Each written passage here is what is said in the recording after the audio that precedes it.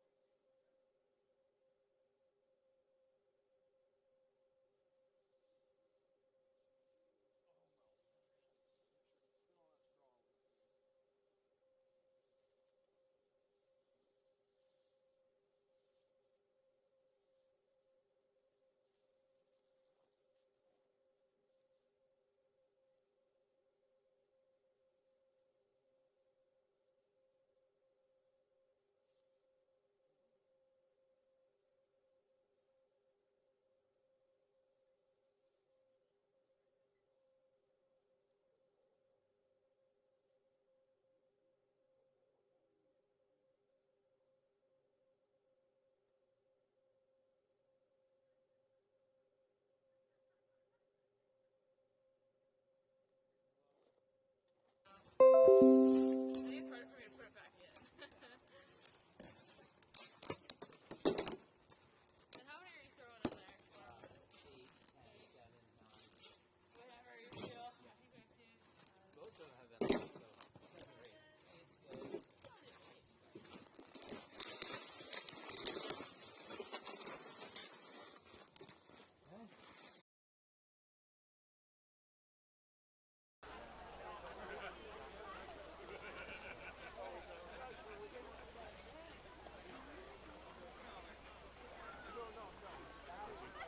Oh, thanks.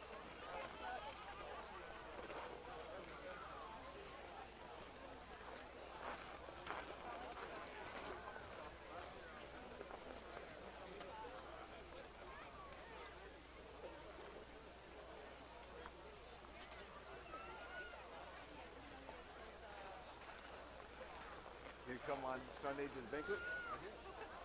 Oh, no, I mean, I will. He tried to give me tickets today. I don't know whether he walked back with them in his hand first or what, but I think I got the last 2 tickets. Okay, good, yeah.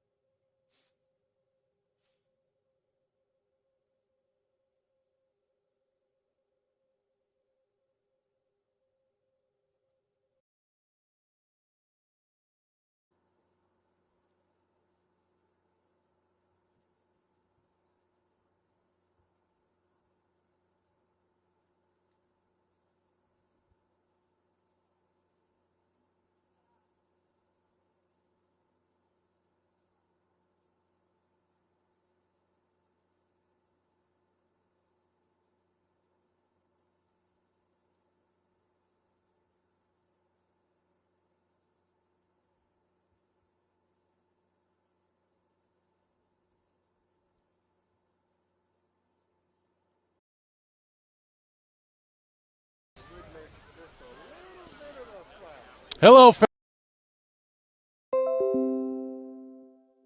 Bruce, and what a race it's been. It's been a race that Jesse's really dominated since Finger Lake on some level. That run from Finger Lake to Roan had put him out there, and the challengers kept trying to move up, but he maintained by, actually I'd say, the quality of those dogs and how well he trained them. Yeah, 4,500 miles of training before he brought him to the start line in Anchorage is paying off for Jesse.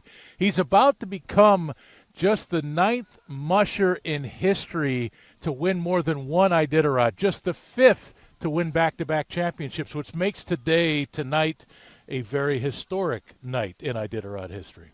And a beautiful night it is. Yeah. And no, it's still cold here.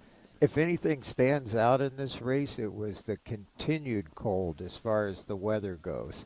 and all the mushers dealt with that. That was one of the challenges, particularly early in the race.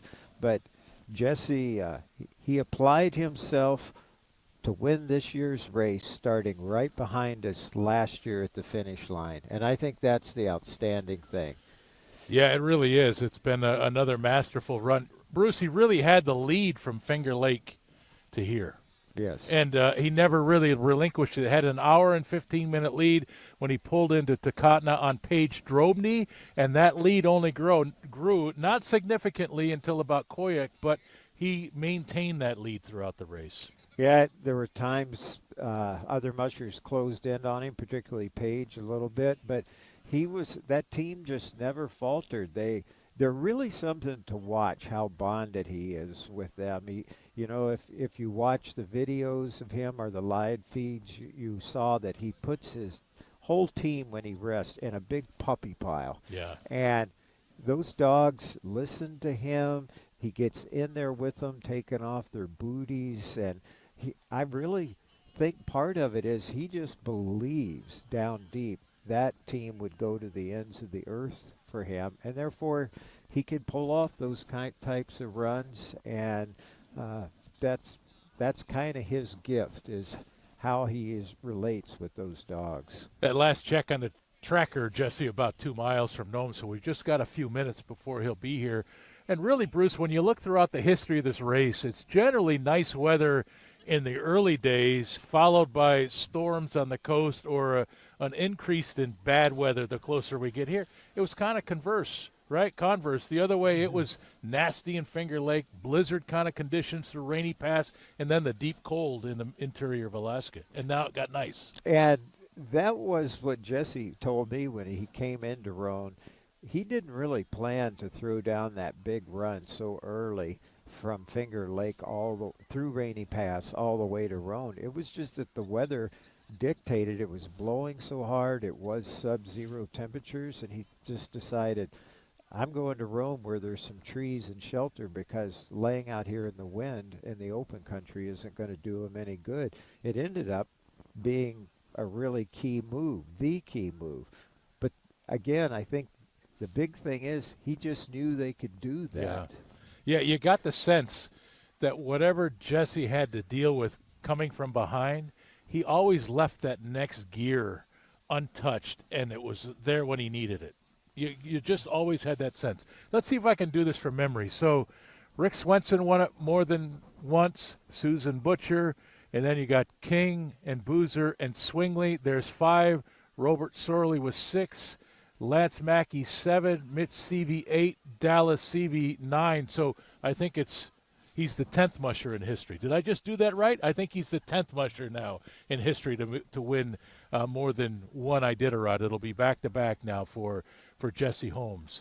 He says he's from Brushkana, Alaska, which not really a town. It's a creek that runs perpendicular to the Denali Highway, and he's got a little piece of land up there that he parks his dogs, and that's really where he's been training. You've been out the Denali Highway. No surprise, though, in the last 2 years, it's been Paige and Jesse and teams from that area that have been really competitive in this race. And they don't have a lot of amenities. I mean, he lives old style in a cabin without, I don't know if he's got internet or any of that, but I mean, it's very basic. You can't drive to it in the winter. And looking at it, I really think that's a bonus, because he's not distracted by so many other things as far as being in a town. And it's just him and those dogs out there and his handlers, and that frees him up to focus purely on dog mushing and not the day-to-day life things that a lot of people are distracted by. Bruce, I didn't have to live on coffee this year out there. You may have noticed that if you're watching on the Insider. It's because of Viva Zen. Viva Zen. Energy and focus. It's all I needed. Kept me dialed in. It was a great race. Bailey Vitello, I know we had huge expectations from him. He had trouble. Matt Hall